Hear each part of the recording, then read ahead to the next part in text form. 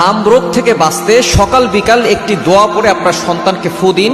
সকল ধরনের অসুস্থতা থেকে আল্লাহ আপনার সন্তানকে হেফাজত করবে। বর্তমানে সারা বাংলাদেশে 100+ শিশু এই হাম রোগে আক্রান্ত হয়ে দুনিয়া থেকে বিদায় নিয়েছে। এজন্য অবশ্যই আমাদেরকে সতর্ক থাকতে হবে এবং এই হাম রোগের কি কি লক্ষণ রয়েছে, এর প্রতিকার কি, এবং আমাদেরকে কোন কোন আমল করতে হবে, যে আমলের মাধ্যমে, যেই কাজের মাধ্যমে আমাদের সন্তানরা এবং আমরা সুস্থ থাকতে পারি। 1 নম্বর আমরা জানবো যে হাম রোগের কি কি লক্ষণ রয়েছে।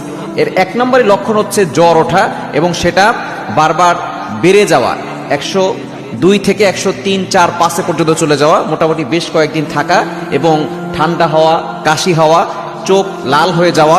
শুধু তাই নয়, লাল লাল যে রেশগুলো আছে সেগুলো শরীরের ভিতরে ওঠা, যে লাল লাল দানাগুলো শরীরে ওঠে, এগুলো যদি ওঠে অবশ্যই সতর্কতা অবলম্বন করতে হবে, দ্রুত চিকিৎসা নেওয়ার ব্যবস্থা করবেন। এবং আপনি অবশ্যই অন্যান্য যেই বাচ্চারা আছে এবং যেখানে জনবহুল লোকজন বেশি থাকে সেখান থেকে আপনার সন্তানকে দূরে সরিয়ে নিয়ে আসবেন। তবে এখান থেকে বাঁচার জন্য আপনি সকাল বিকাল আপনার সন্তানকে একটা দোয়া পড়ে ফু দিলে আল্লাহ তাআলা আপনার সন্তানকে সকল ধরনের অনিষ্ট থেকে হেফাজত করবেন। দোয়াটি হচ্ছে